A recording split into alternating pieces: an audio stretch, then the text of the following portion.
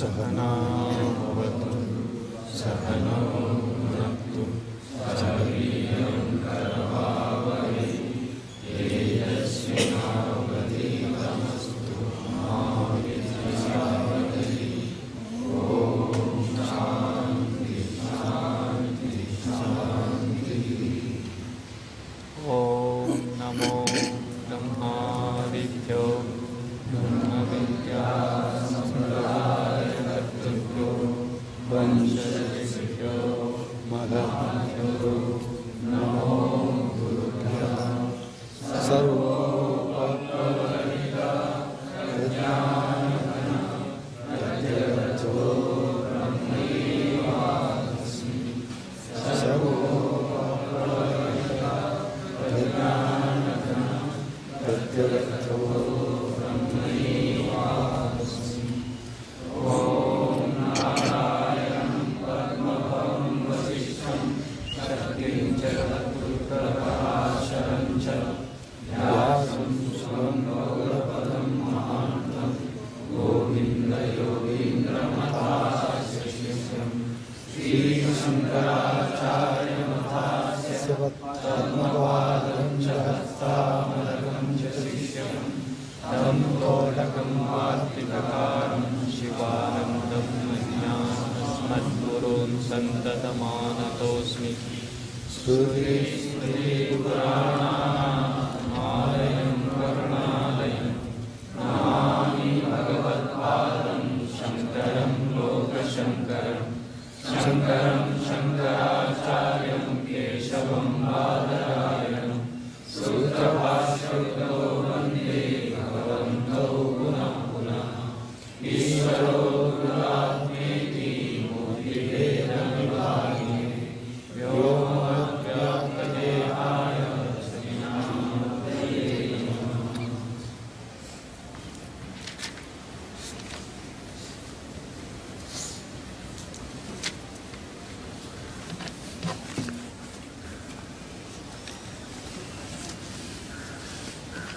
Sixty-one.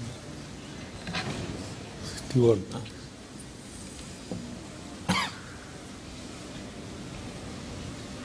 are in verse number 61. Yad bhasa bhasyade arkadi bhasye yastu na bhasyade yena sarvam idam bhadi tad brahma ityavadaret.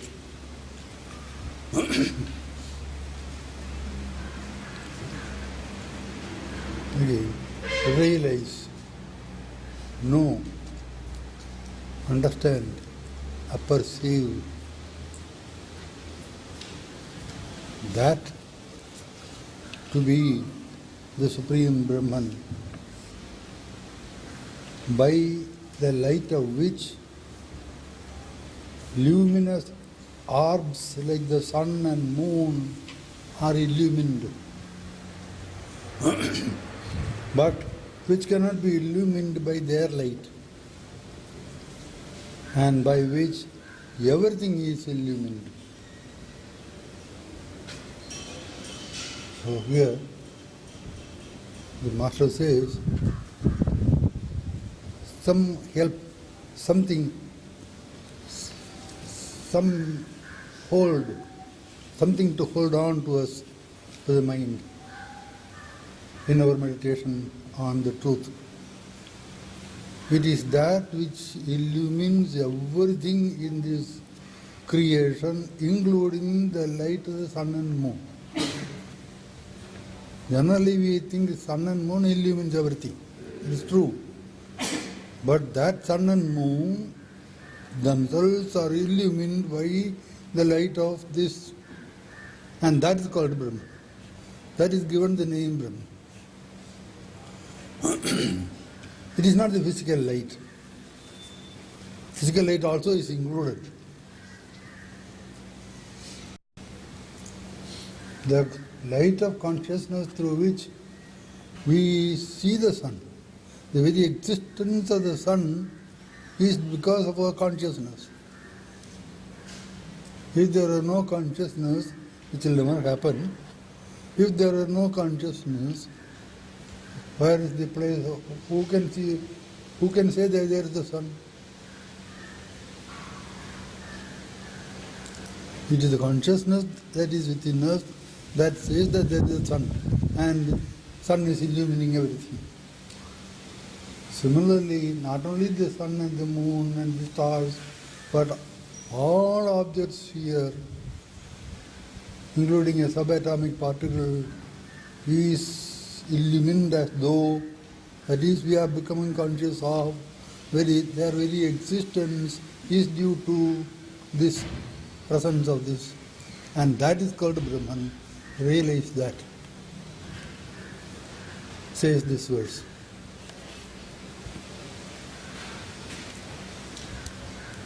The next verse says, Swayam Andar Bahya Andar Bahya Vyapya Bhasayan Ahilam Jagat Brahma Prakasade Vanhi Pradaptaya Ayasa Pindavat Ayasa Pindavat.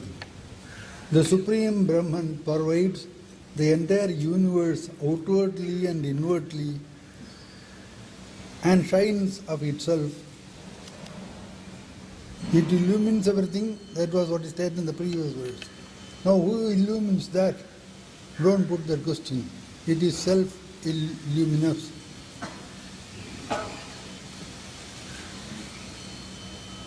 The Supreme Brahman pervades the entire universe. It is not located like the sun and moon in space and time. It is everywhere with regard to space and eternal with reference to time. And the very time and space themselves are illumined by that. Their very existence is due to that. Know that to be the Brahman, the one's own self. Inwardly and shines of itself, like the fire that permeates a red-hot iron ball, both inwardly and outwardly, and shines of itself. The example is a red-hot iron ball. An iron ball is black in color and cold to touch. But by contact with fire, it becomes red in color and hot to touch. We may say the iron ball is red. It burns my finger. You may say that. It is a wrong statement. The iron ball cannot burn your finger, nor is it red in color. The red in color and the heat are due to the fire which is present there. Something like that is here. He says everything shines here, everything exists here. We see, we hear, we smell, we touch, we know, we think. All this is not due to anything other than that Supreme Being.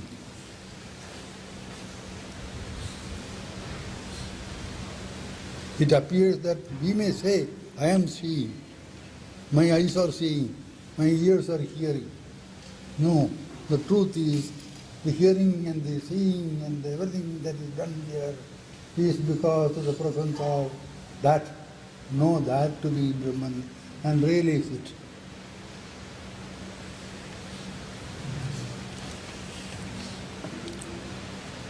Jagat vilakshanam brahma brahmano anyatra kinchana bahyan yad bhadi ched Brahmanyat अच्छा ब्रह्मान यद भारी chain मिथ्या यथा मरु मरीचिका Brahman is other than the universe. This is the sum and substance of the whole Vedanta philosophy is given in this small verse. Brahman is other than the universe. One statement. It is not the universe. Not anything of this creation. There exists nothing that is not Brahman here.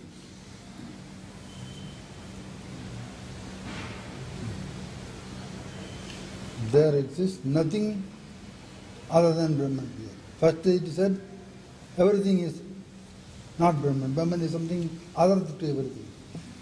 The next sentence says there exists nothing that is not Brahman. These examples which we give every day will help you to understand this.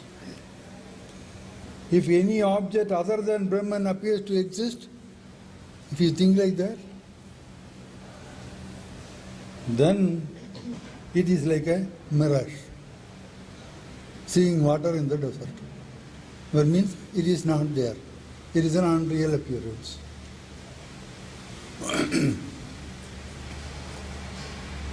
First it said Brahman is other than the universe. Then it said there is nothing other than Brahman here. And the third sentence is that if you see anything other to it, it is unreal. It does not exist at all.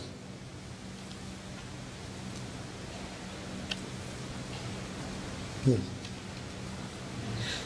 Example of the wood and dust, the mirage and water here.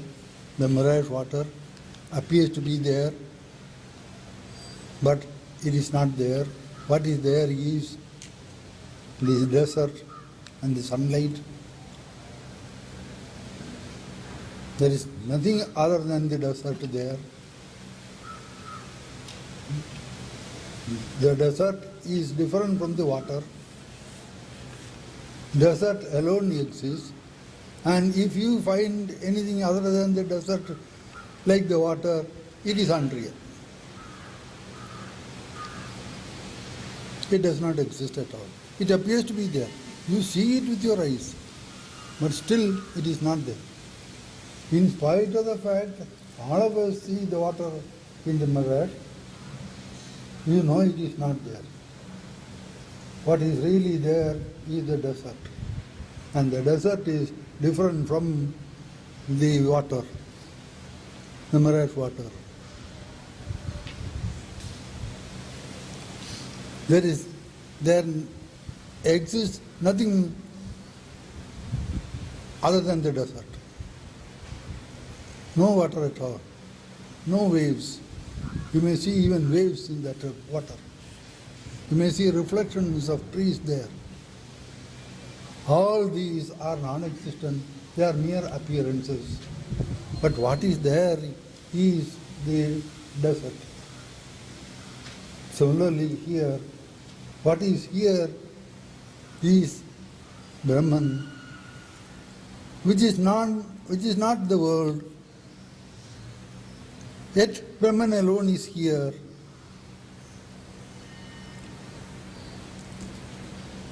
And if you see anything other than Brahman, it is unreal. It is false. It is mithya. It is maya. It is ignorance. Yes.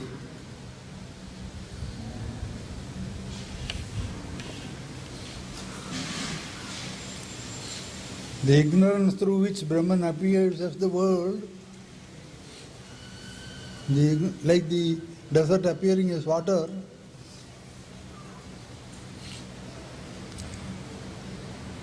is itself unreal. The ignorance itself is unreal. Desert alone is there. God alone is here.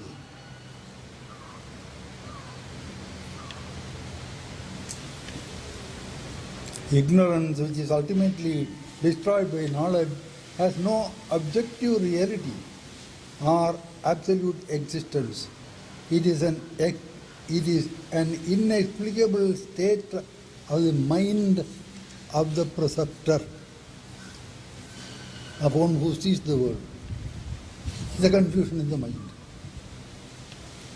That confusion has to be removed by the study of scriptures and the spiritual practices.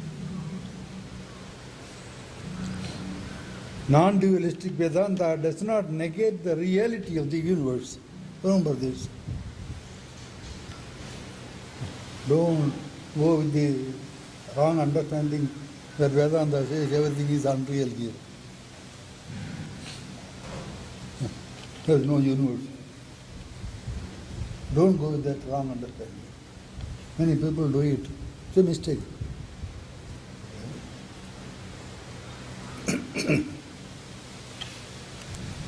The non-dualistic Vedanta does not negate the reality of the universe. Because the universe as Brahman cannot be negated. You cannot negate the dust because it is wood here. Dust is wood. You cannot do anything with the dust. There is no dust. Nonsense. And that dust is nothing but wood. It is real wood. Really, it is wood alone. In that sense, dust is not unreal. There is nothing to be negated here, called dusk.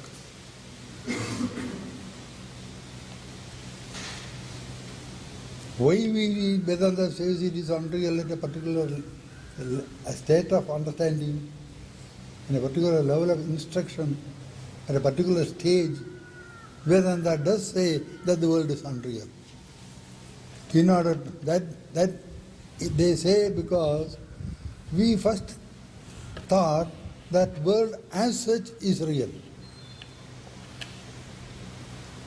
The dusk as such is not real. The dusk as wood, it is real. We first forget the wood and speak about the dust. In that condition we may say, and thus the scriptures do say that it is unreal. It is due to your ignorance that you are calling it as dusk, whereas it is really wood. But ultimately there is no dusk at all. The dusk, what you call dusk, is wood, and therefore it is solid reality.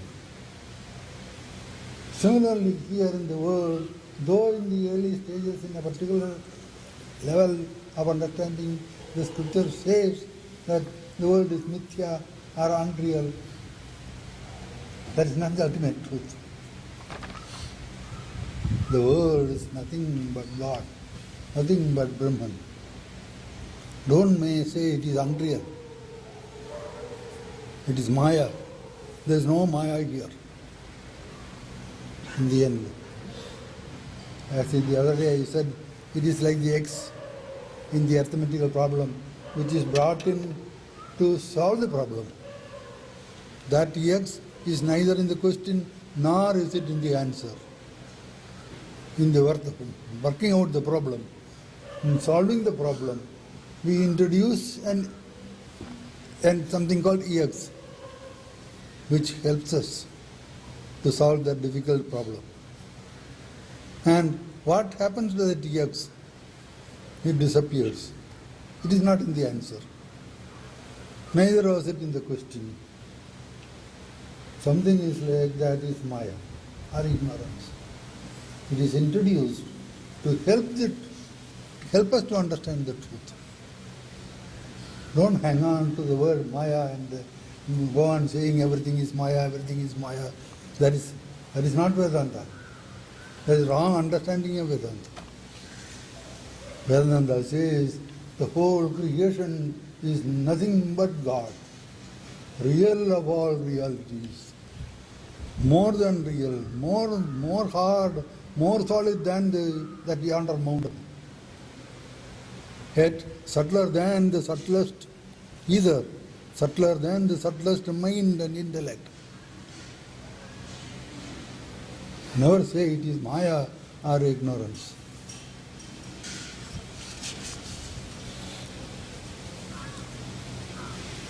All that Vedanta aims at is the destruction of the illusion, the confusion in the mind about the nature of the I, world and God. The confusion has been removed.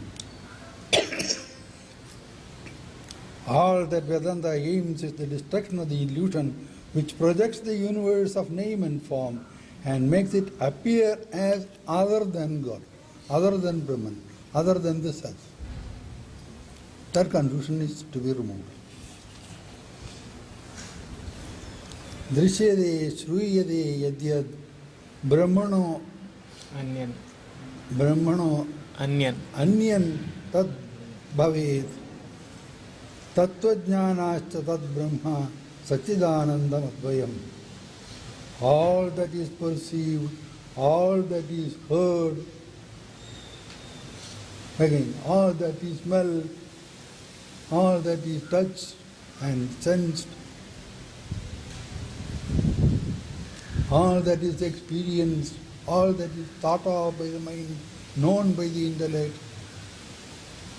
is nothing but Brahman. And what is the difficulty in seeing Brahman now? What is the difficulty in knowing Brahman now? All that you are knowing is Brahman. All that you are seeing is Brahman. Can Brahman be seen or not? He first said that it is not possible to see Brahman through the senses. It cannot be thought of by the mind. It cannot even be known by the intellect. All that we said. Now we say, all that you see, hear, smell, touch, taste, all that you do, all your actions, all your thoughts and words are different names. That is also a concession. They are different names for that one nameless being, the one infinite being. There are different names and forms for that nameless infinite being. So, all that we see is that alone. All we hear is that alone. This is the knowledge which you are going to get, provided you follow these instructions, have a little faith in these texts, in the masters, and pursue. A little effort, not much effort. Don't strain too much. Don't strain your intellect too much in this. That is also bad.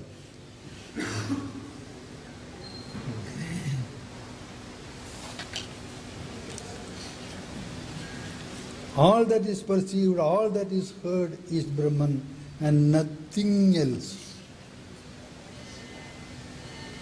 Acharya Shankara is so firm, so convincing. There is no doubt about it. Attaining the knowledge of reality, one sees the universe as the non-dual Brahman. And once you know the truth, you see the whole universe as non-dual Brahman. Not Brahman as something transcendent. He is also transcendent. Because he is everything, he must also be transcendent. Because he is everything, he must be immanent also. Immanent in every act, every atom of creation. Filling it like the wood filling the dust. It means Brahman is formless and form also? Yes. And transcends both. So yes. He can see in the form? Yes. You are seeing in the form. Not that he can see. You are seeing even now. Know this.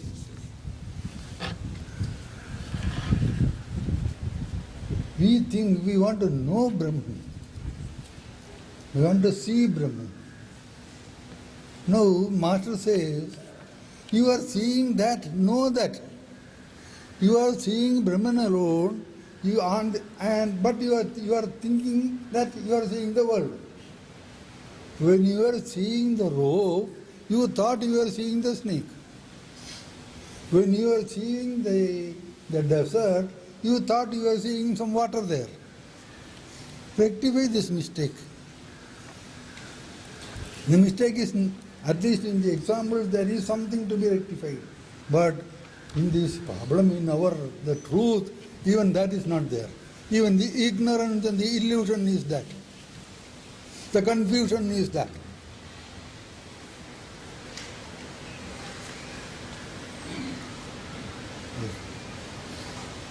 Because there is nothing other to it. That is Brahman. That is God. And that is the self in you, in every atom of creation.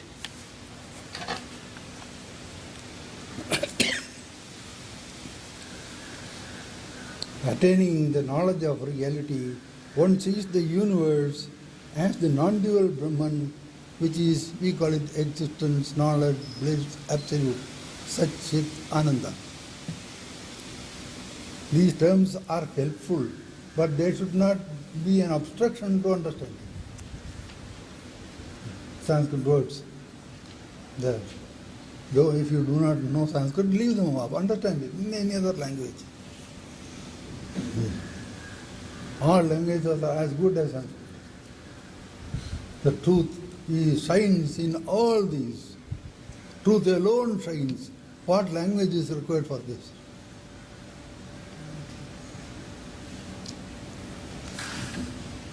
Yet, some kind of instruction is necessary. Sarvagam Sachidatmanam Jnana Chakshur Nirikshate Ajnana Chakshur Naikshate Bhaswantam Bhanu Andavati. Though Atman is a reality, solid reality, the only reality, and pure consciousness or awareness, and ever present, everywhere,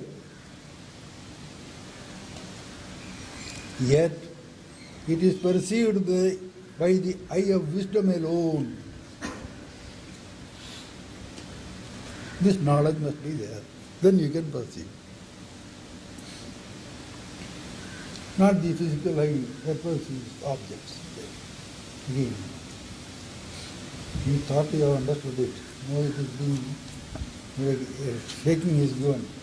That what you thought you have understood is not Brahman. By hearing that everything, by all that you see, all that you hear is Brahman, surely your mind would have said, oh, now I have understood. It is not that. It is not that what you have understood. It is a thought. This is behind the thought. It fills the thought, as the wood fills the vessel. Yet it is not the vessel. Though Atman in reality is reality and consciousness and ever present, everywhere, under all conditions, yet it is perceived by the eye of wisdom alone, not the fleshy eyes. The fleshy eyes will see only forms and colors, which are perishable, which are changing. Every moment everything is changing. But one whose vision is obscured by ignorance does not see the radiant Atman, as the blind man, as the blind do not see the resplendent sun. Okay, example is very simple.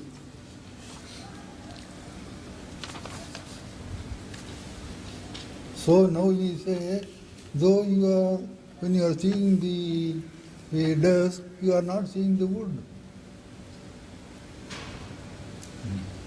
The dusk is not wood. The fleshy eyes can see only the dusk. The eyes, the eye of wisdom can see the wood. Something like that. The intellect says that it is wood. The eyes says it is dusk. Similarly, the intellect says it is all God.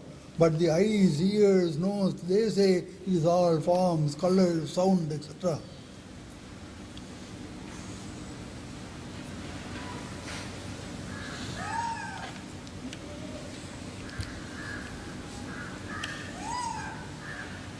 What is the next word? Savana. Savanadibir उद्दीप्त Uddipta Jnana Agni Paritapitaha Jiva Sarvamalan Muktaha Swarnavad द्योतते द्योतते Jyotade Swayam. Swayam. Swayam. The Jiva, free from impurities, being well heated in the fire of knowledge, free of impurities, well heated in the fire of knowledge, kindled by hearing, reflection and meditation, shines of himself like gold. This is an example of gold. Gold which is covered by dirt is full of impurities. It has to be heated and then it has to be purified. Similarly, here the jiva, the individual personality which we think we are, that has to be well heated in the fire of knowledge, the knowledge of the Upanishad, knowledge of the scriptures. And then it will shine like the pure gold. Originally, when it was not shining, when it was covered by the dirt, it was still gold. But it was not shining. You thought it is something else. But when it is heated and polished, you see it shines. Similarly here, an ignorant man is like that, the gold covered with some dirt. This dirt has to be removed. This is a figure of speech. It has to be removed by spiritual practices. And what is the spiritual practice? Understanding, knowledge, nothing else. But to get that knowledge, there is something to be done in the name of spiritual sadhana. All the spiritual sadhana prescribed in all the kind of yogas, karma yoga, raja yoga, bhakti yoga, jnana yoga, laya yoga, all these yogas are for the purification of the mind, like the purifying the gold by heating and being striking it. Similarly, this has to be heated and struck again and again to remove the wrong knowledge, which is the dirt. Here the wrong knowledge is the dirt. The wrong thinking is the dirt.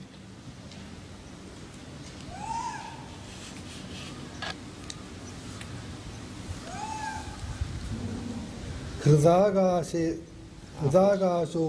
udito hyātma bodhabhānu tamo apahriti sarvavyāpi sarvadhāri abhādi bhāsayade akilam.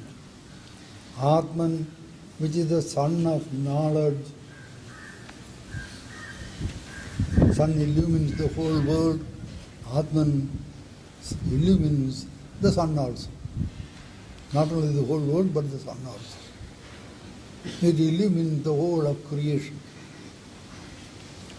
Atman, which is the sun of knowledge, rises in the firmament of the heart and destroys the darkness. The pervader of all and the sustainer of all, it illumines all and also itself. It shines by itself. And it illumines everything. Any material example for this? Sorry? Any example for that?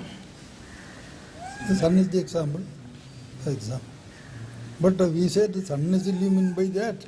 That how can the sun be now cited as an example? In the ordinary sense, for a layman, sun is self-illuminate. Sun illumines all objects, but who illumines the sun? He doesn't put that question. It is self-illuminant. Something like that. But we know the sun is not self-illuminant. Consciousness is required to illumine the sun. That is the self. That is God. Yeah. The man of knowledge realizes that Atman, or the inmost soul of the individual, which is vividly felt in the heart and which sustains the body, the senses and the mind and the whole universe, is one with Brahman, which sustains the whole universe. The man of knowledge realizes that his self, the self in him, is the one which sustains the whole of the universe. The whole universe is in you, in each one of us, in an atom perhaps. The whole universe is in an atom. An atom is in the universe. As consciousness, there is no difference between an atom and the universe. A drop is water. Ocean also is water. Quantitatively, you may say there is difference. Leave off that. Qualitatively, what is it? You may say the ocean is contained in the drop.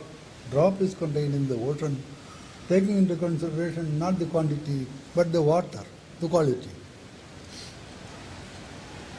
So is this infinite Brahman, who is in an atom, in an ant, in a particle of sand, who is in our heart, who is in the whole universe, who alone is in this universe. Again, wood alone is in the dust. He alone is in this universe. We have already seen what the dusk is. It is an appearance. Is there a dusk other than the wood? Then why is this appearance? Where is the appearance? Leave off the appearance. Wood alone is. Leave off the word. Leave off the names and forms. God alone is. Are you doing anything with the dust? Are you throwing away the dust? When you understand wood alone is, have you to remove the dust to say that wood alone is? No, not necessary. It is an understanding. Similarly, here you have nothing to do with this world. You cannot do anything in this world because it is that and that alone. Understand this. Realize this.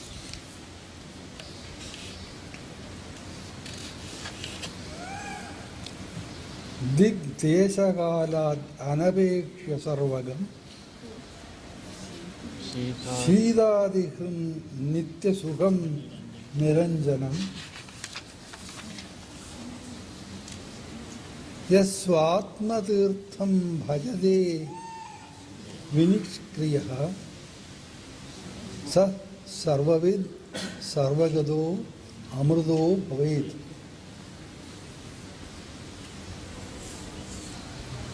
He who, renouncing all activities by knowing that they are nothing but Brahman, that is how they have to be renounced. Not by not doing anything, keeping idle. No. Who renounce all activities by knowing the nature of Brahman, worships the sacred and stainless shrine of the Atman, the Self, not only in your body, but everywhere, in all bodies, which is independent of time, place and distance. It is everywhere, it is always there, it is nearer than the nearest and yet farther than the farthest. To the knower, it is nearer than the nearest. To the non-knower, it is farther than the farthest. It is everywhere. It is at all times. It is present everywhere, at all times, under all conditions. Even the change and the changelessness are that alone. So you need not call it changeful or changeless. It is both, it is neither, it transcends everything. Which is independent of time, place and distance, which is present everywhere, which is the destroyer of heat and cold, and the other opposites. They are not, it destroys the opposites by showing the opposites are nothing but itself. I gave the example of a stick, the top and bottom of a stick. Are they opposites? The bottom is very bad, cut it off. Can you cut off the bottom and remove it? No, you can cut only the stick, not the bottom. When you cut the bottom, you think it may be the bottom. You are cutting the stick. Similarly, the top. So the top and bottom are not two opposite things fighting against the stick. It is the stick itself. When you understand the stick as a whole, there is no place for the bottom and top as two opposite entities. Thus, you eliminate all opposite entities in this world by knowing that they are the expression of the self. It is that which shines as every object, as the good and the bad. Happiness and unhappiness, pleasure and pain. Remember this is the most difficult thing. When pain comes, you must remember this. Yes? It is the expression of that Supreme Lord, Supreme Bhagavan, the Supreme Being. He is playing, He is appearing as the pain sometimes, He is appearing as pleasure sometimes, He is appearing as a beautiful rose flower sometimes, He is appearing as the worm in the filth. See Him, His pairs of opposites will vanish. Who is the destroyer of heat and cold, and the other of all other pairs of opposites. We are caught in the pairs of opposites as though we are the slaves of the pairs of opposites. These pairs of opposites should be transformed into the blissful self by this knowledge.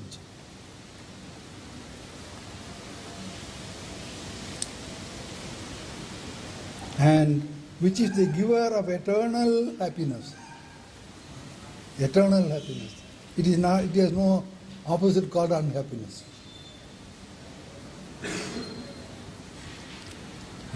He who knows this becomes all-knowing, all-pervading, and attains hereafter the immortality. He has no birth or death. He rises. His infinite nature. He is the all. The whole of creation is He. And the Creator also is He. No creator, no creation.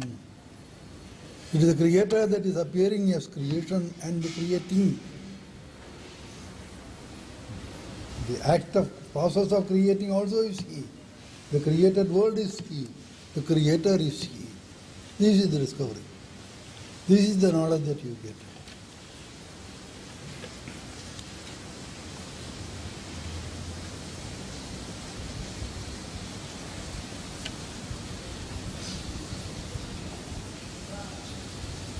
Master says, commentator says, this knowledge through which we establish communion with that infinite being, not a new communion. It is already there. We now realize it. We are one with it. We thought we were separate. Now we remember the truth. We just remember the truth, that we are one with it. The communion with Brahman is the most efficacious form of worship. This knowledge is the best form of worship. Not that you should not do other forms of worship.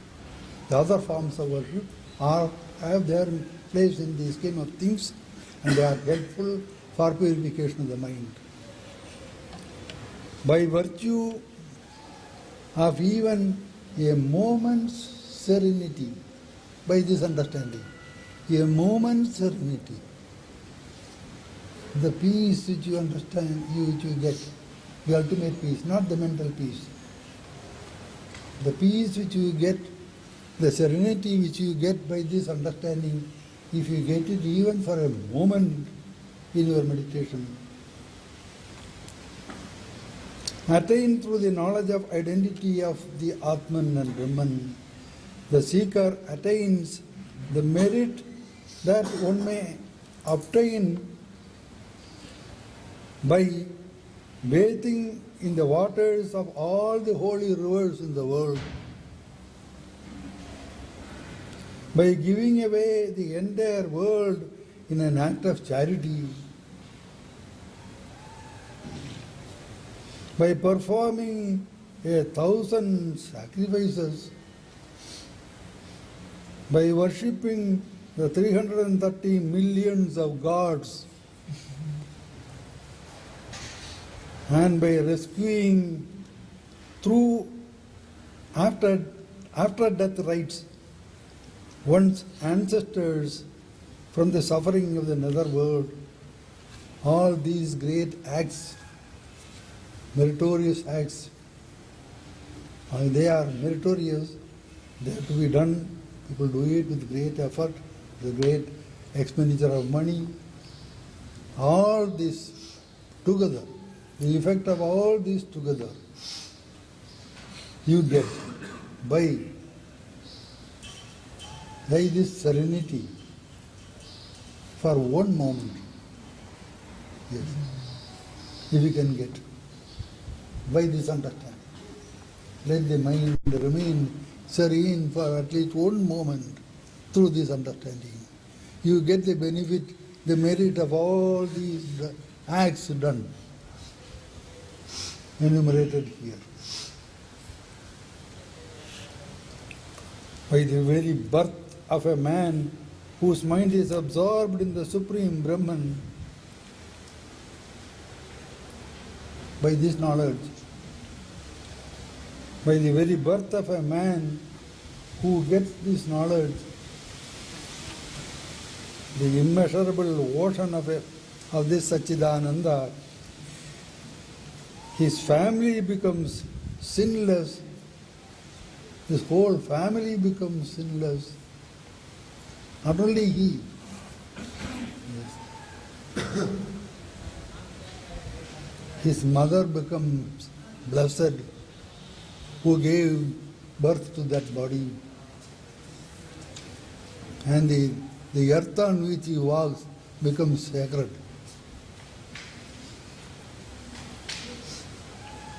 Yes. All this is said. I will give you a small example. A man was very fond of taking kheer. You know kheer? What is it in English? In English? Sanskrit word everybody would know. Huh? Everybody would know Sanskrit. What's Payasa. that? What is kheer? You know?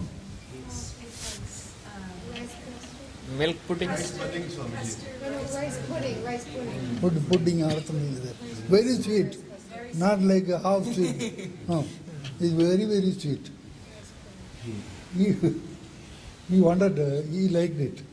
Somewhere he went to his friend's house, they gave him, he tasted it for the first time.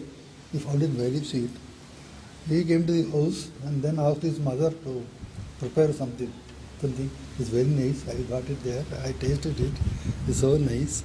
Please prepare for me. For reasons, some reasons, she could not do it.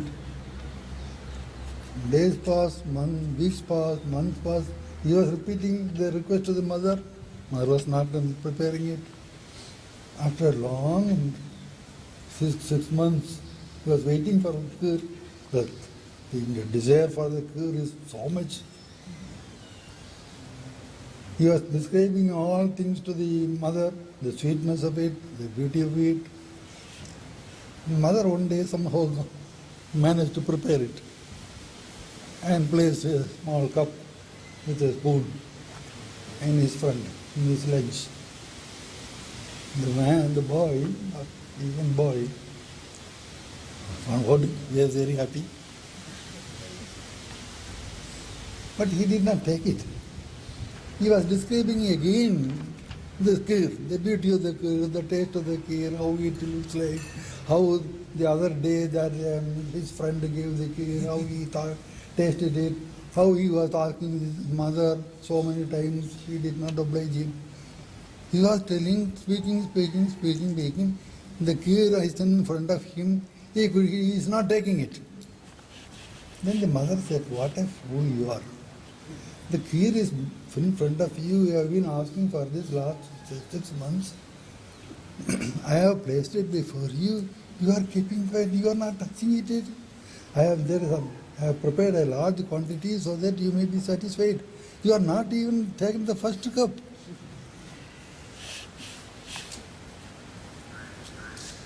He was describing the beauty of the kheer. He was remembering the taste which he had done when he got it in his friend's house. And he was describing it again and again to the mother still. The kheer is in front of him. He is not tasting it. He is describing its beauty, its color, its smell, everything. Something is happening to us like this. All this that you are doing is only description of the kheer, not tasting. You have to taste it. Tasting is something else, not anything that we said so far. Pardon? It's not available like the kheer. That is what you have understood so far from this? It is everywhere, it is always there, it is eternal. There is nothing other to it here. And you say it is not available. You see? Understand? It alone is here.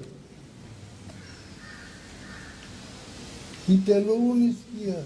That is what the scripture says. What Vedanta says. Remember this. Yes. Mano buddhya ahankara citta hinapam nacha shrotra jeve nacha prana netre nacha vyoma bhumi na dejo na vayu chidananda rupa shivoham shivoham Sachidananda Rupa Shivoham Shivoham Na cha prana sangha na vai panchavayu na va sapta dhatu na va panchakosha na va panipadau na chopasthapayu Chidananda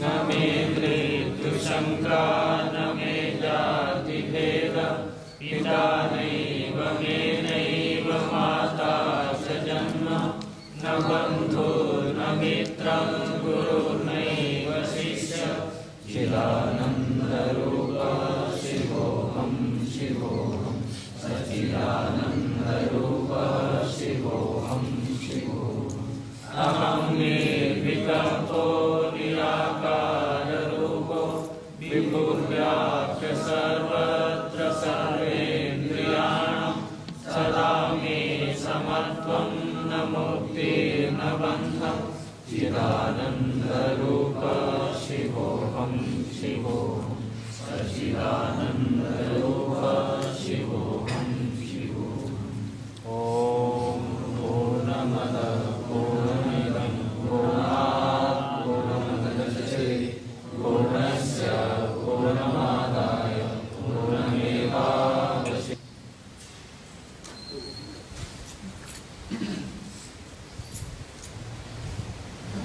May God bless you all with this firm conviction that even now you are that and that alone. The kheer was in front of him. He was not tasting it. Follow the example. Understand the example first. The kheer was not, you said it is not available. It is there in front of you. God is in front of you, not only in front. You see, back side also He is there. Left side also is there. Right side also is there. He is the top, He is the bottom. And you say He is not available. Let's understand it. Have this firm conviction. May God bless you all with this firm conviction that even now you are that. This will change the whole life. Yes.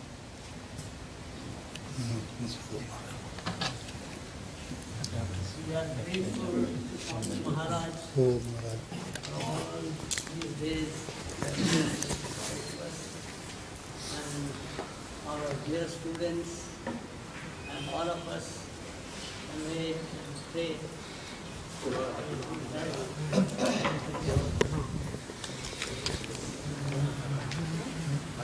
Maniji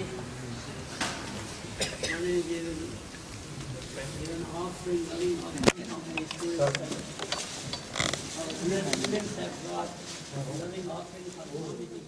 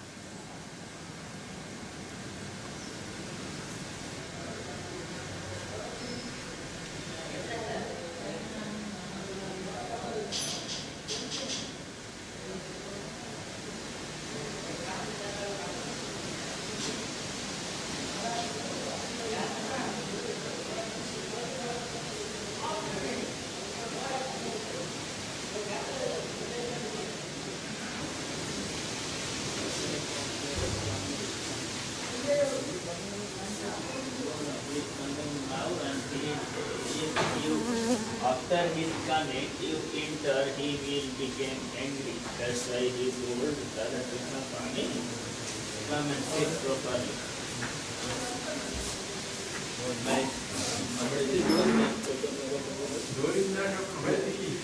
Indriyas. Indriya. That is Dvivachana, that is two. Indriyau and plural Indriya. But we are not going to the Sanskrit class now. Now you turn it around and somebody turn it around and watch the other side.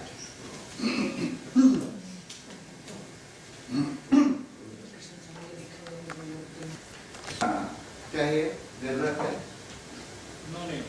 No need. उसका wait. जब होगा उसके बाद बोलो.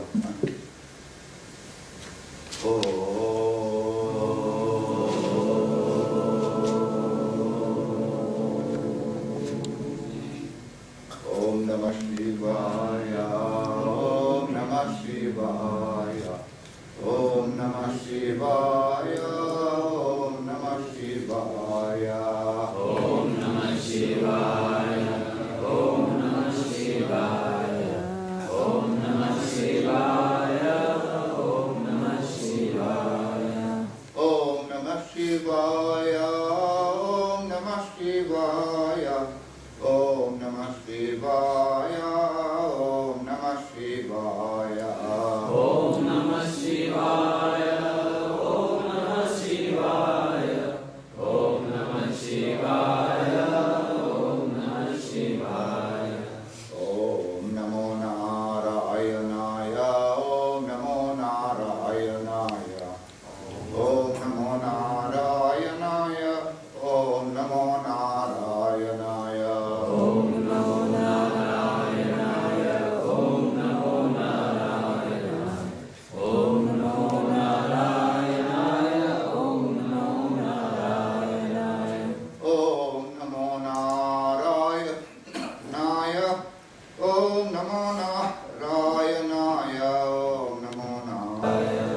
Om Namo Bhagavate Vasudevaya.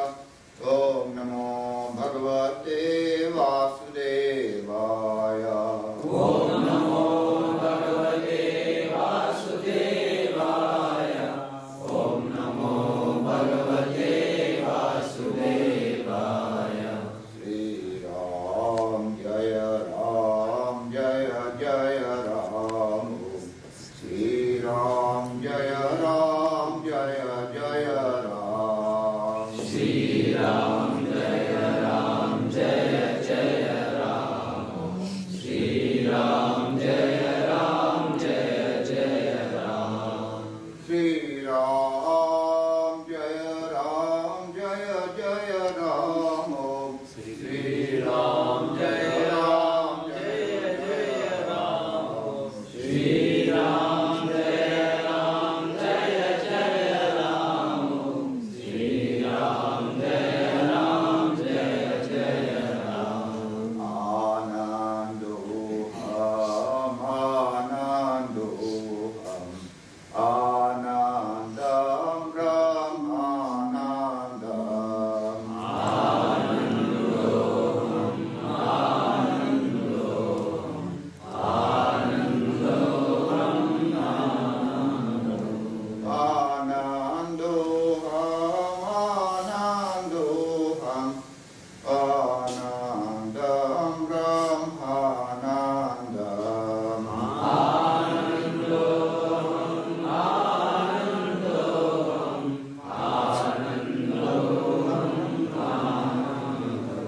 Om Tat Sat Om Tat Sat Om Tat Sat Om. Om Shanti Om Shanti Om Shanti Om.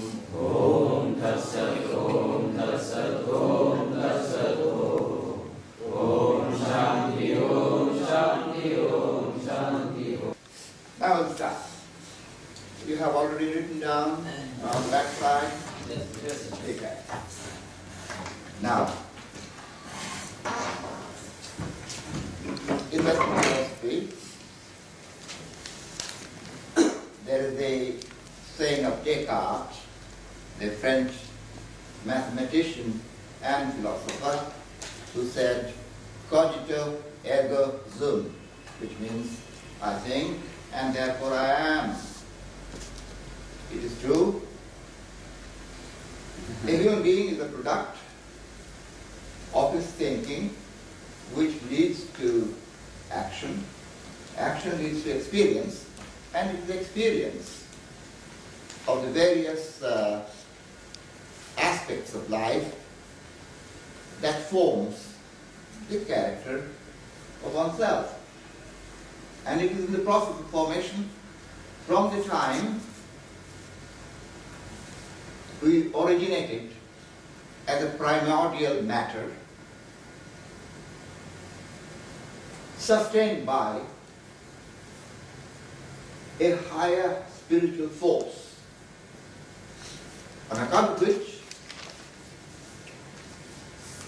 the matter interacted within itself, and thus different elemental forms of matter evolved, and finally here we are. Now within this interaction, in the early process of the formation of life, what you call today in science energy,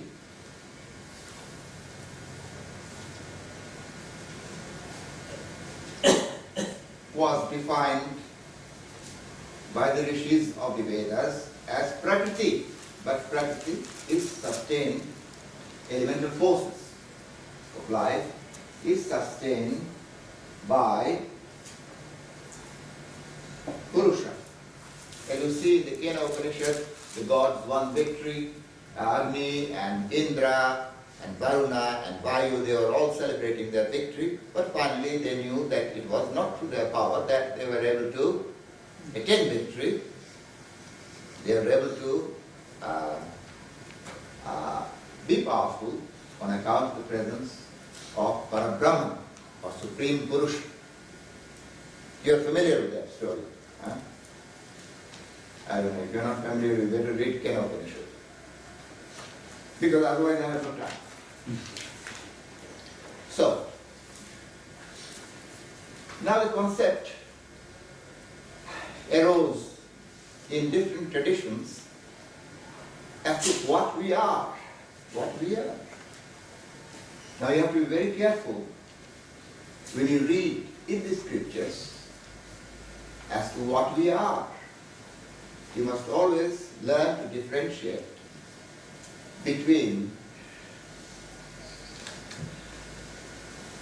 what is existent potentially and what is existent actually. If you can't differentiate, you will make a mess, and ultimately you will not be able to do anything substantial, concrete, creative, without the ability to sum 2 and 2 and arrive at a correct conclusion.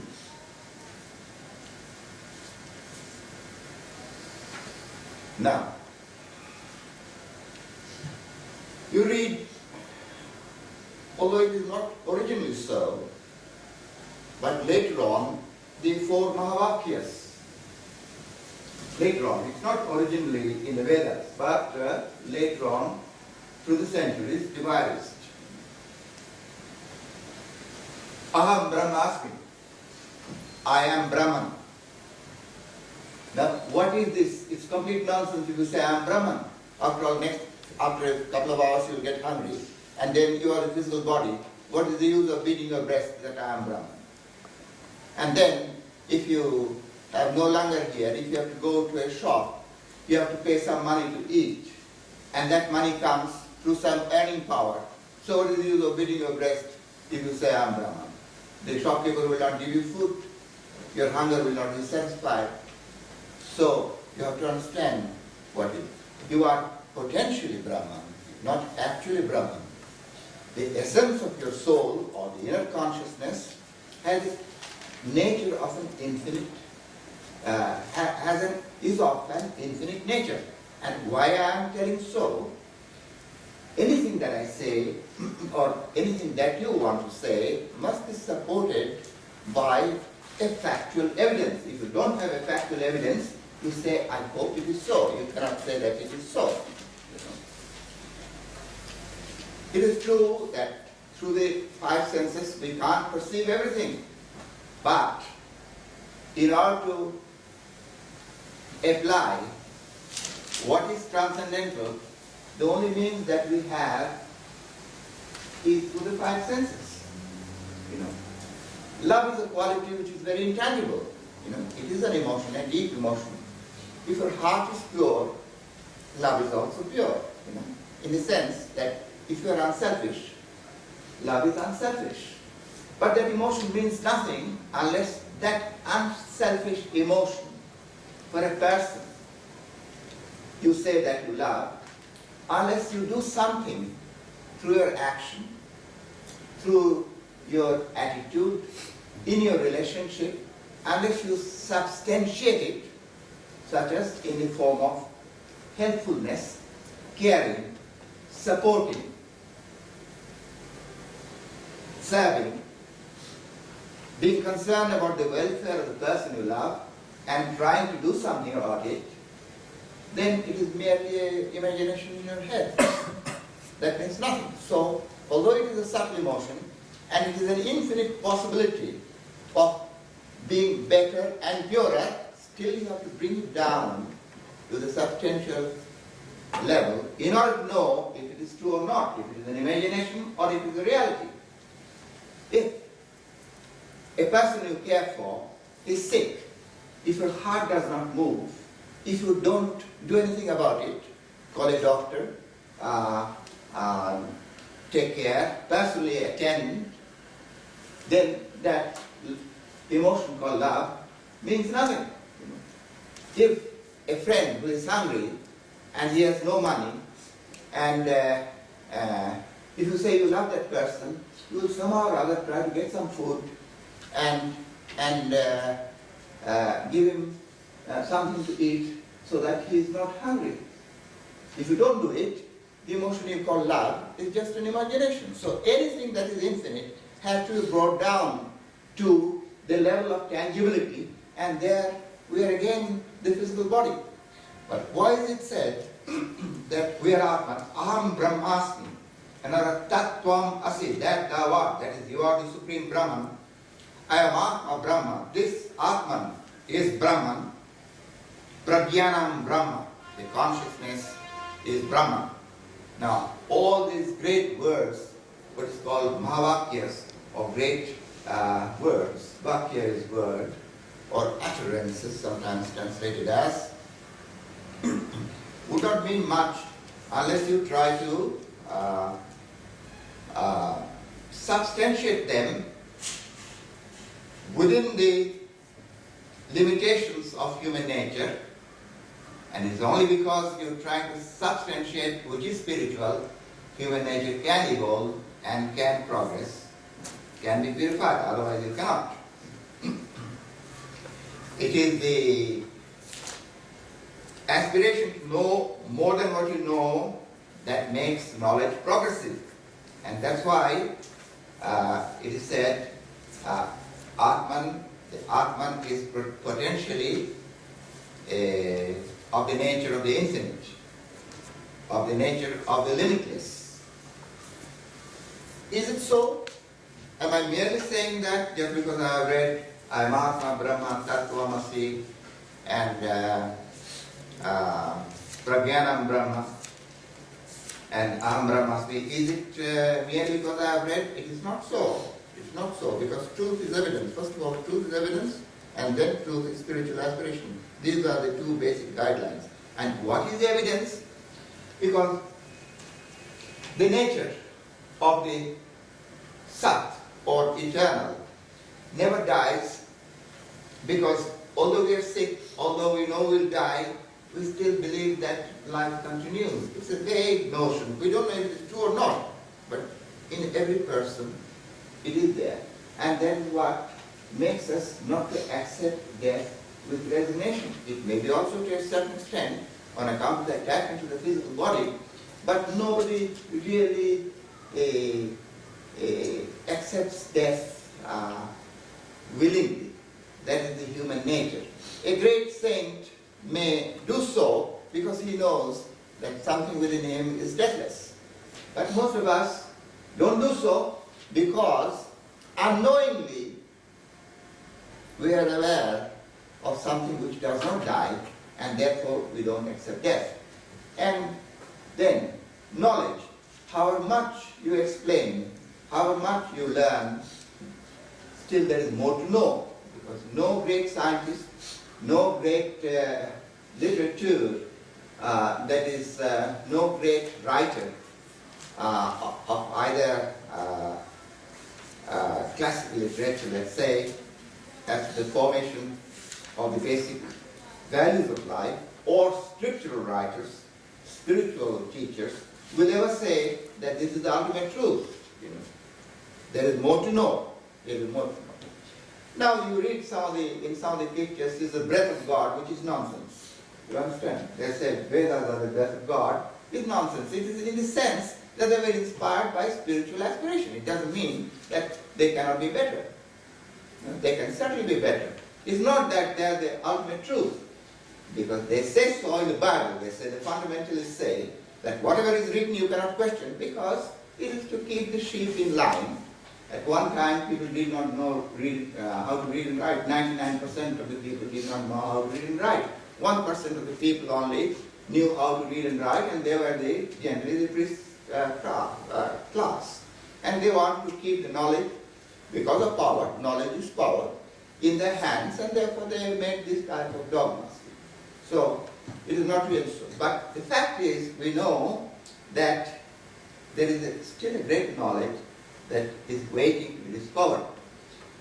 An emotion like love, again, is also infinite. No one will say in his life, yes, I am satisfied with the love that I have in my life. Still, one dreams that there will be a greater love, a purer love, a higher love. Still, we are dreaming of a greater love. And so, it is a fact that the content of our soul is infinite, transcendental, eternal. Eternal because we don't want to die. Infinite because we don't like to accept any limitation, whether it is knowledge or love. And transcendental because even though we have known, there's a deep state of consciousness which Raja Yoga speaks of as samadhi, our hearts are full. And it is always transcending and transcending without knowing any limit. So we need to call different words that are given in order to explain a certain thing. When you say savitarka, samadhi, as long as the cogitation is in the mind, you're still in the level of the mind. But then, nirvitarka, without cogitation, then that is a transcendental state. So, whether the mind gets tired of thinking, and thus you have a state of stupefaction, can you dismiss it like that?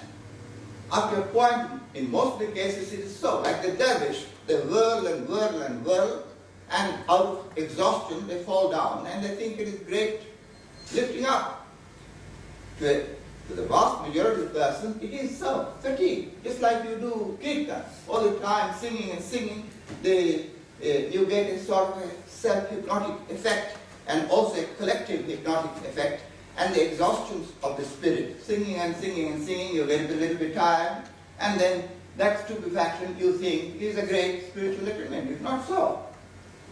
Although it can lead to, you can know it only through the citta suddhi. Later on, if your heart is pure, then you know through your instincts whether you are really, you have touched that soul, the content of your, the inner content of your spirit or not. Because truth is after all evidence. Now in the Bible it says, the human being was created in the image of God. Is it true? It is not true. It's potentially so. As the Vedas says, we are potentially divine. Originally, the original standpoint of the Vedas was we are potentially divine, not actually divine. And so also, whether you are made in the image of God or not, it's not the question. What we are is the question. Can you honestly say that we are the images of God? Images in the sense of spiritual qualities. Do we have transcendental divine qualities? We don't have those transcendental divine qualities. They are to be cultivated. They are to be acquired. They are to be attained. So that differentiation you must make. Otherwise, Paramatman, blessed Atma Swarupa will not mean, it is to remind you that you are not the body, you are also Atman, but blessed Atma Swarupa, by my telling, it doesn't make you Atma Swarupa, it's simply not Atma Swarupa, you are Sharira, Swarupa and Manas Swarupa. So now, say in this definitions, I'll be explaining to you by and by, if there is time, as to the constitution of our inner being. Antar is inner, Karana is formation. If you say Karana, it is cause. So you have to always look to the vowel. If you are not careful of the vowel, you'll make an immense confusion. Like Mala, for example, is a rosary. But if you say Mala, it's impurity. You understand? The same spelling in Roman can make a lot of confusion if you don't have the accents. If you don't, because the English vowels are limited vowels, only 5 vowels, unlike the 10 vowels in Sanskrit. So you have to have the accents, otherwise you will make a mess. So Karana is formation, makeup. Comes from the root kri. Kri is to create. Now, and when you do the sandhi, then it becomes, R disappears, it becomes antakarana. So don't get confused about it. When you do the vicheda of the sandhi, then it is antakarana. Like antarchitta, it is antachitta. But don't get confused about those things. It is better to split so that you understand the words. Now, this is a concept, basically a Vedantic concept, and partly I added the Patanjali or Raja Yogic concept, and so I made a kind of interpretation that in the diagram behind I'll explain to you. So we have basically 5 aspects of our being. The first is ahamkara. Ahamkara is the form of the I.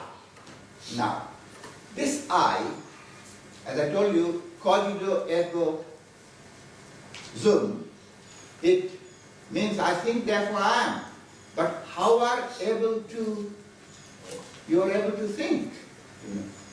Then you can't think unless the I pulsates. I want to exist, therefore I think, and therefore I am something, as per what I think myself to be. You understand? It is true, I think, therefore I am. Because I think that I am a body, I associate the body with a name, and the name is associated with a religion and a regional background. You immediately know. Abdul Qadir, you immediately know he is coming from an Islamic background, Ved Prakash, you immediately know that he is coming from a Vedic background, a Hindu background. You can't deny that. In any way, like so many names, immediately know the background. So you can't deny it. And so the name is associated with a cultural background, religious background. And so I think of the background, and therefore I learn to think as a Hindu, as a Muslim, as a Jew, as a Christian, and later on account of the process of enlightenment, that is the end of the 18th century, mainly West European, mainly British, American and French. only these three countries which gave birth to what we call the Age of Reason, which already started from 1750s or so, just prior to the Industrial Revolution, and then they became broad-minded, and then they started thinking beyond racial, beyond religious, beyond cultural identities. They wanted to have a universal vision, but they didn't succeed very, very much anyhow, because it is hard to change one's spots. But still, there is only civilizing factor. And you have also, in the Vedic literature, you have both, You have the Atman, all are images of God, all are Atman, fine, but still you have the caste system, you have the division, and you have the narrow-mindedness, you have everything there. So it's different rishis spoke their minds in different ways according to the circumstantial influence, historic influence, and so on. But still, life is universal, truth is universal, through a common human experience that you can't deny. For example, the logic of you should not treat others as you yourself would not want to be treated by others means that if somebody hurts, I feel hurt me, I feel sad. And therefore, when it pains me, I have no right to pain you. So that is the essence of ethics, essence of morality. So now, we go according to this formation, aham, ahamkara. What does it mean? Potentially, the I is the individuality of consciousness. I, when you say I, no particularity of consciousness, and therefore the resultant form is possible without the I wanting to exist, and existence is possible only in relationship to something. Because we get tired of the temporary nature of a relationship, we think there is something infinite. Possibly it is so, like Brahman, Parabrahman. But Parabrahman has no form, and therefore it always exists. But the moment it has a form, it cannot exist forever. And so don't forget, it is the form which is speaking. It is the mind which has a finite nature which is speaking. Language which is a finite nature, through that language you are hearing and understanding. So you are all in the level of finitude, not infinitude. You understand? Potentially, according to atomic physics, this wall is porous. Atoms fly through it. In and out, atoms fly through it. It's not solid at all, it's porous. But try to pass through the wall, you'll hit your head. You'll hit your body. You'll try to pass through the wall. So whether it is porous or not, from the point of view, if there is a point of view for an atomic particle, it means nothing to you, you understand?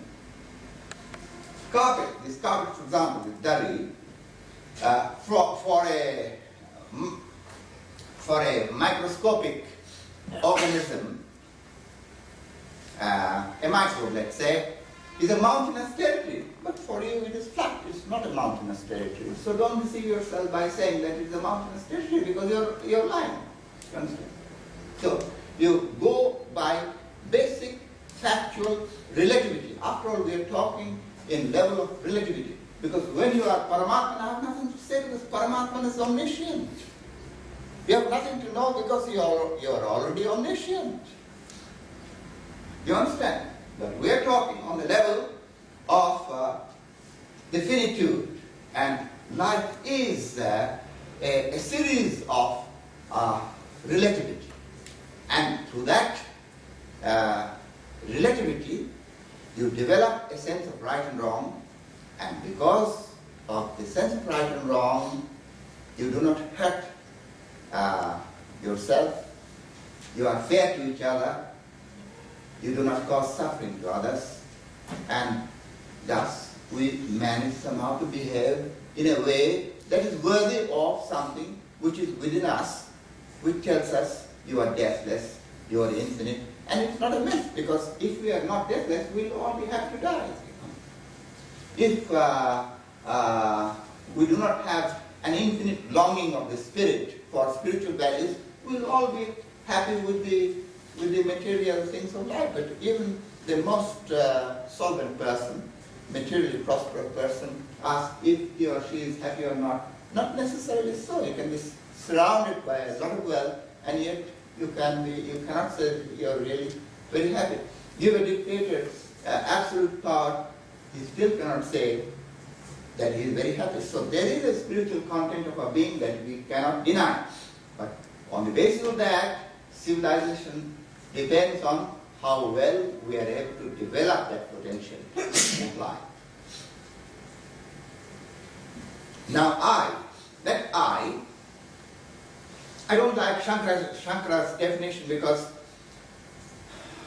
the I is Brahman, Aham Brahmasmi, That was actually Gaudapada's, Advaita Vedanta, his guru's guru, Gaudapada, who defined the Advaita Vedanta. It's not necessarily in the original Upanishads.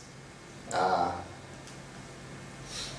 I told you, a better definition, I think I may have told in some other class, is given by Ramanuja in the 12th century. I don't know exactly, in the 12th century, 11th and 12th century, approximately. Vishishtadvaita, qualified monism, and said, instead of saying that I am Brahman, you say the content of my soul is identical with Brahman. In the sense, if sun is Brahman, a spark of the sun is the content of your soul. If ocean is Brahman, a drop of water is the content of your soul. It does not mean that the spark, which is the content of your soul, is the sun. It does not mean the drop of water, which is the content of your soul, is the ocean. Because if you say the drop of water is the ocean, you are lying. Although the drop of water is identical with the ocean. You understand? So there is a difference. If you are not able to differentiate it, you will make a mess of the whole thing, and you will be lying to yourself, and you will be totally uncreative and totally just plain stupid. You understand?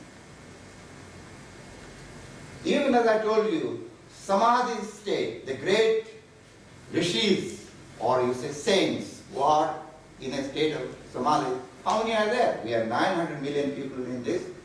Imagine 900 persons, let's say, I'm imagining, are in a state of nirvikalpa Samadhi. That does not mean, what does it mean for the 900 million people? They are in a state of earthly misery, and they have to be lifted through seva, through education, from that state of earthly misery. And that should be your primary concern, not the 900 persons who are supposed to be in a state of Samadhi. You understand? So you have to understand that logic and try to relate two and two together and see what is the result, because truth is result. What I say does not mean anything unless it produces a good result, which can help you in your life. So, although the content of my soul is identical with Parabrahman, still I am is this. I am Atma Brahman, this Atma is Brahman. But here I am, Ham, I am is this. Ham is am, Akara form. I am this, and therefore my form. So when you say Ahamkara, it means, if you think I am the Supreme Spirit, or the content of my soul, the nature of the I is the nature, infinite nature of Paramatma. Then of course your mind transcends and you feel beyond selfishness, beyond religious division. For some time you can have that state of quiet and peace and relief from pressure and feel like a free soul. But then you have to come down to earth and relate to people who do not think that they are the infinite spirit. You go to a place of work, you have to relate to ordinary people, and you have to deal on the basis of your duties, responsibilities, give and take, your salary, which is tied to your ability, and with that salary, we are able to buy a little better food or very deficient food. All these things you have to cope with. With that salary, whether you are able to give a proper nutrition to your children or not, a better education to your children or not. These are all the substantial realities we have to face every day. And therefore, the true nature of Ahamkara is, I am this and therefore my form. And so when you say, I am this, don't be totally limited that I am the physical body and therefore my survival is at most. Make it, although I am the body, my survival should depend on your survival as well. As I am interested in surviving, I must also respect your right to survive as long as we are dealing with each other, working together, living together. So like this, you try to educate that ahamkara, and by you purify it. That should be the ideal. In relationship to Paramatma, the I is identical with the Paramatma, but it is not so. Actually, so actuality you have to improve through education. Therefore, it's called one is ahamkara. Now, this ahamkara, first orientation is with antarchitta. Chit is consciousness. Ta is the base of consciousness. Antar is inner base of consciousness. Antarchitta. And that inner base of consciousness is called, I have not written down, samskarika sharira. Samskara, S-A-M-S-K-A-R-A, samskara sharira. You don't have to get into the adjective samskarika, not necessary. Samskara sharira, S-H-A-R-I-R-A, sharira is a body. It is the base of the body, it is of the form of samskaras. What are the samskaras? Subtle impressions. In modern terms, they are called primordial instincts. Instincts of survival, procreation, selfishness, aggression, and all the basic instincts that constitute the propulsion of the individual life.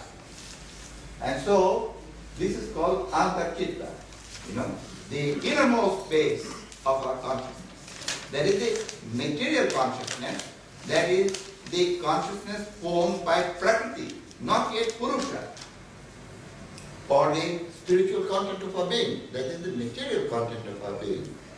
And then the next one is called Vahirchitta. Vahir is outer base of consciousness. Vahirchitta, right?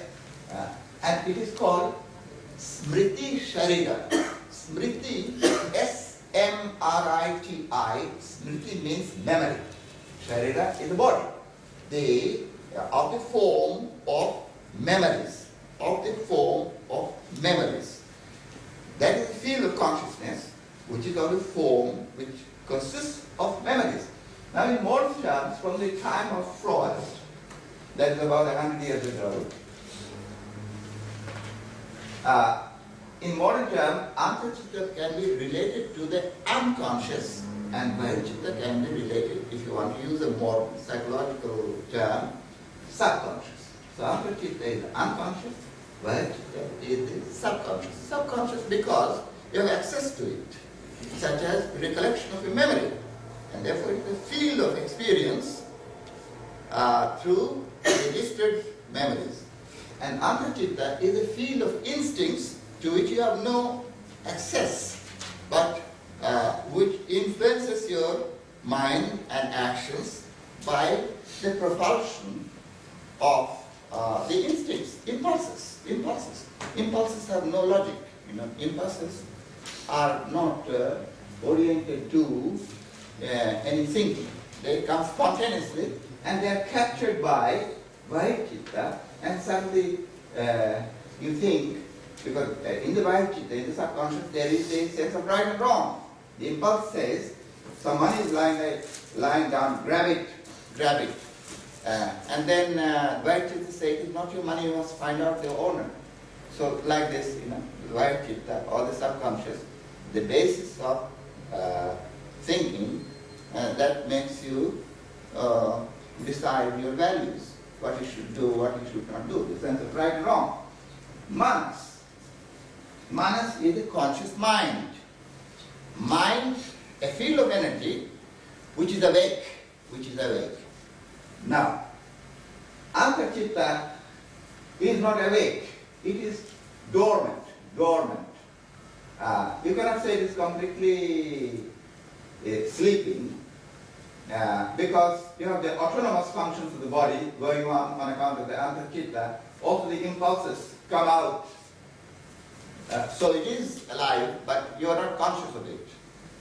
And Vajchitta is subconscious, it is dormant, partially dormant, because whether you are aware or not, it is functioning, and you are aware only when Manas is trying to project a thinking. For example, Manas, I see your face, I have known your name, but somehow I've forgotten because after a long time I'm seeing you, I just don't know your name. But the Manas is trying to find out what your name is, and I can't find out. But Manas projects that impulse through the senses, Indriyas, 7 senses, sight, that you must, there is a name which I knew, you have a name, I knew that before, not able to recollect. Then I'm talking to you without saying that I don't know your name. Meanwhile, the Vajchitta is working and finding out through its record memories, what is your name, and suddenly throws up an impulse to Manas, and I remember your name. You understand? That is how it functions. Manas always functions through the Indriyas in relationship to the memories. That is the definition of Manas. As I told you, you see two persons are fighting. A strong man is beating a weaker man. Through the senses you are seeing, through the eyes. Manas projecting that side to the Smriti Sharira or the subconscious, and the subconscious says it is not right that a strong man should take the advantage of a weak man, he should not beat him. And you decide then it is not right for a strong man to beat a weak man, and so you intervene. Don't beat him, you say. And so that is how Manas works. Through the senses, in relationship to the subconscious, in which a sense of right and wrong is formed. Now, within that, these four formations, there is a sleeping buddhi. And this buddhi, although buddhi is translated sometimes as intelligence, just like Manas is translated as the whole mind, all the aspects of the mind. But in this case, Manas is the conscious aspect of the mind. Sometimes Chitta is also translated as the whole mind, but in this case, it is the inner mind. So also, buddhi, although sometimes you buddhiman, when you say intelligent, but it's not the original meaning. Buddhi is the spiritual luminosity of the soul, and therefore the title Buddha, one who has attained illumination, that is the original meaning of buddhi.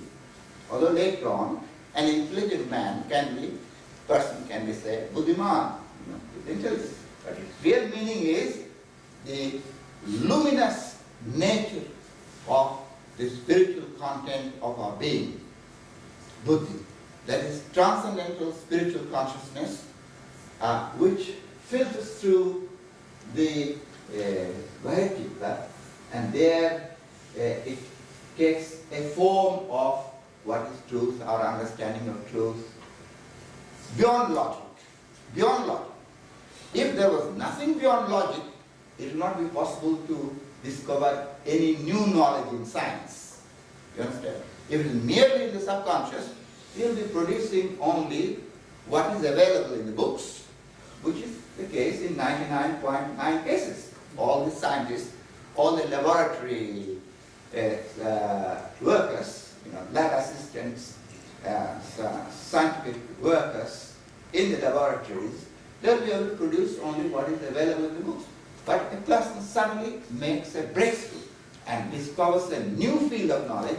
What is it? Because it is waiting there. It's beyond the mind, by mind I mean by another chitta. So there is a field of consciousness which is called buddhi, which is transcendental consciousness, sometimes deficiently identified as intuition. It's a different subject and I have no time for it. Jagat is the universe, Indriyas are the senses. So these are the definitions, not internal, I would say.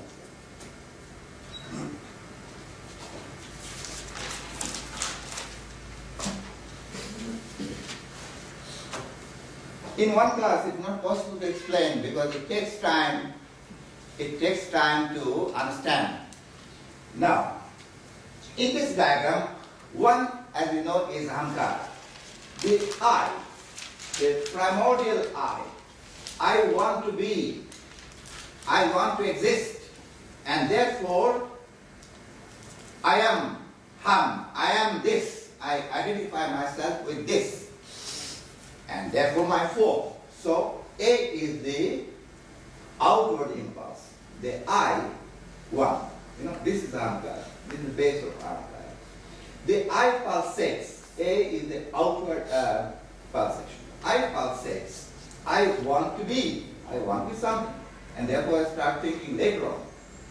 And so the first pulsation is with our inner Antachitta, with the Prakriti created primordial nature of our instincts. And so the first identification with the individuality of consciousness that is determined by the fundamental necessity to survive. And as I want to survive, automatically I am selfish. You understand? My body wants to survive, and therefore I am hungry, and therefore I want to eat. If I don't find something to eat, I search for food. If I don't have money to buy food, I steal. No matter, I want to survive. So that is the primordial instinct. So basic instinct, there are two basic fundamental instincts. One is hunger, the first fundamental instinct, and second is procreation, that is lust. You want to procreate, that is what is called libido. Libido. Without libido, there will be no race. We will not be here. It is because of our parents' libido that we are here. If the parents didn't have that libido, we will not be here. But they would be having libido unless they satisfy their hunger. So the first is hunger, and the second is libido. And there are various sub-instincts that flow out through these two basic instincts. One, for example, is selfishness, to survive. Fear, again to survive. Aggression, to dominate over others in order to survive with a greater advantage. Exploitation, in order to survive, taking advantage of the weak. And so you have various sub-instincts. And one of them is, two of them basically are selfishness, and the other is the self-importance, or arrogance, or pride, or ego, what you call ego. Ego. Ego in a sense of self-assertive nature, and ego in a sense of selfish nature.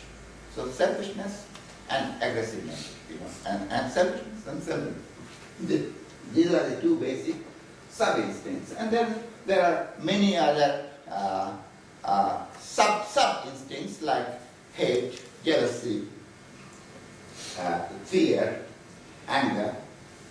So different forms, Out of selfishness comes the instinct to be dishonest, because I want a little bit more, so I want to steal, dishonest or cheat another person. And out of self-importance comes intolerance, because if the projection of the I is not accepted, I become intolerance, and the byproduct of intolerance is anger, and the byproduct of anger is violence. So like this, there are all sub instincts branching out through this instinct of aggression. The other is the selfishness byproducts fear, and then the dishonesty, cheating, exploiting others. So like this sub instincts that characterize the human nature. And so it immediately takes on the characteristics of this. So A bounces from number 2, which is the Antachitta, the base of primordial instincts, to 3, and the 3 is called Bahichitta. And how does the Bahichitta function? Bahichitta, that is where the experiences are formed through the senses. Now, the instinct to survive identifies the instinct of hunger, and it bounces to the Bahichitta, the experience, and therefore it develops a preference. Because of the orientation of mother's milk, the first nutrition is mother's milk, and which is sweet. And therefore, the preference to something which is sweet is natural, rather than preference to something which is bitter. Bitter, which is later on you cultivate in the subconscious, such as the bitterness of coffee. That is later cultivation. But originally, you prefer which is sweet. And so it bounces. So it acquires a preference. And then it bounces, A bounces to 4, that is manas. Manas. How does the manas determine? Manas, that instinct of hunger, let us say,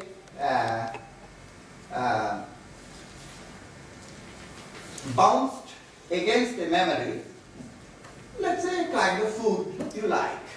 Let's say apple, an apple. And because the memory of having eaten the apple is there, and therefore the preference instead of Kerala, the bitter, how do you call Kerala? Karela. Instead of Karela, you want sev, the apple. How do you call sev? Sev apple? Sev. And then, how does it do? It didn't bounce immediately. It bounced, and then probably you saw an apple that triggered let's say the sight of the apple. Let's say the sight of the apple. Let's not say sight of the apple. Let's say sight of a sweet. Pera. Let's say sight of pera. It triggered it. And then you want to eat a pera. And it bounced back here to your subconscious. And it said, well, pera is good. Let me go to a shop and buy a pera. And you make an effort and you buy a pera. You ate something, you want to eat a little bit more. The subconscious says, no, don't eat more because you have the experience of having been sick by eating too much peras. You understand? And the subconscious determines and sends a message to that, well, you have eaten 1 or 2 peras, and then the instinct of hunger is satisfied. And then it bounces back again, yes, the I is content. Ahamkara is content, I have eaten a pera and I am satisfied. That is how life functions. And it functions in a more complicated way, in the sense of right and wrong, what should be your responsibility, what should be your duty, much more complex. But the process is basically the same. The instinct says that I must have benefit for myself. Myself, when I say my physical body and its beneficial means to make survival agreeable. And then the subconscious said, I must earn what I want to provide for myself rather than grab it for another person. So that is how we develop a sense of right and wrong. So this is in a way through outer impulse, bouncing back through inner impulse, the character formation takes place in number 3, that is in the level of the subconscious. Over the over the unconscious, we have no direct control, but by educating the subconscious, for example, this energy field, the unconscious, can be treated only in three ways. Either you indulge, eating too much peda and getting sick, or repress, I don't want to eat peda, and then you get stressed up, or you try to sublimate it into eating peda. Let me eat an apple, which is more healthy. So you sublimate that. So you can treat only in three ways. Either you indulge, or you suppress, or you make the instinct a little better, sublimate. And that's how the education takes place. And through education in the subconscious, with the help of the manas and the indriyas and actions in Jagat, that you educate, sublimate the instinctive field, and thereby the I gets educated. So the whole life is a process of education of the I. Because the I, as long as you live, will be pulsating, it would want to be, it would want to be something, it would want to exist in some form or other. You can exist by quarreling with others, you can exist by being friendly to others, you can exist selfishly, you can also exist unselfishly. So the whole education takes place of the I through, in the subconscious, through practical effort made by manas and directed through the indriyas, through your actions in relationship to the outer world, the impulses bounce back, and that's how character formation takes place. And now, this buddhi stays dormant all the time, echoing in the mind. This buddhi, as the I gets purified by and by, thank you for reminding me, I was about to skip number 5. This buddhi, the inner spiritual content of our being, gradually gets awakened when the I gets purified.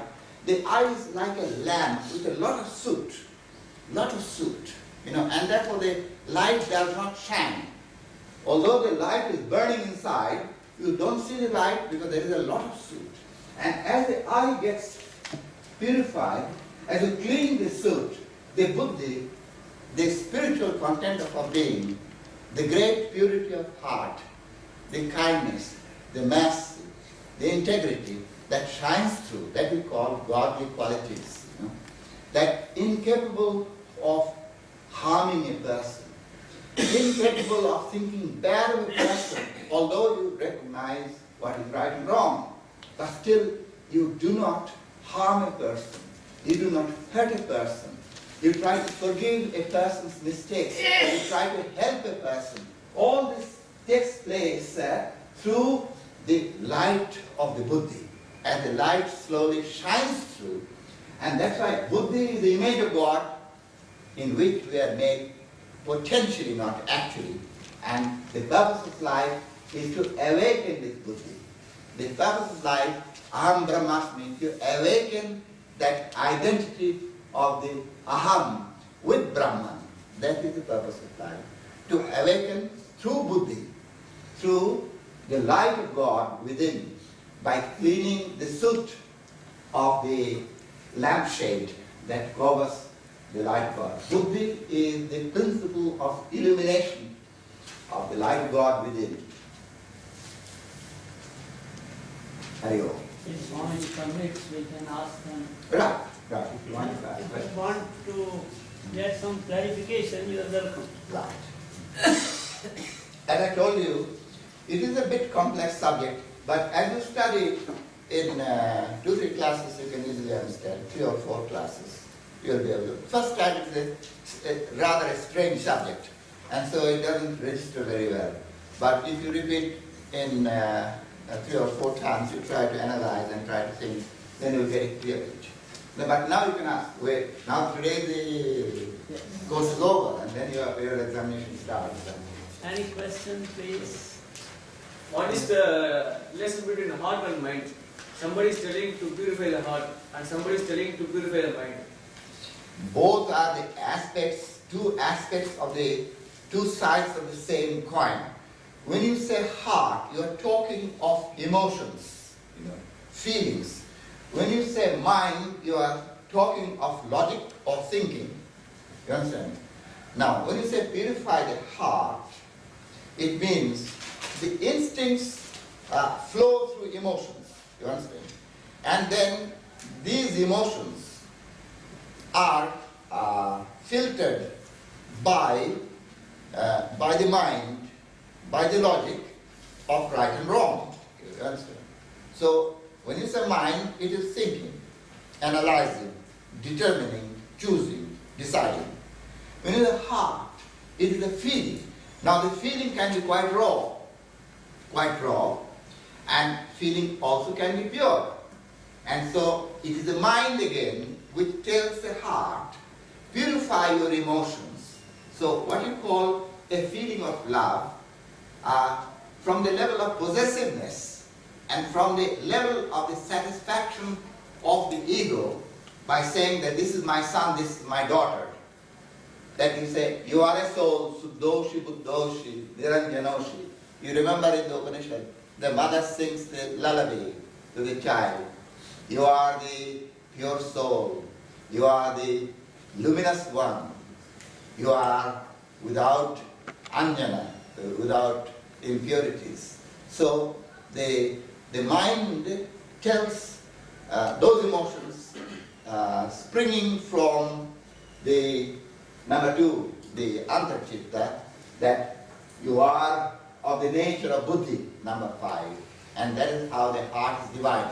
The heart can be quite brutal, and yet the heart can be magnanimous, selfless, very, very pure. Heart is emotion, mind is thinking.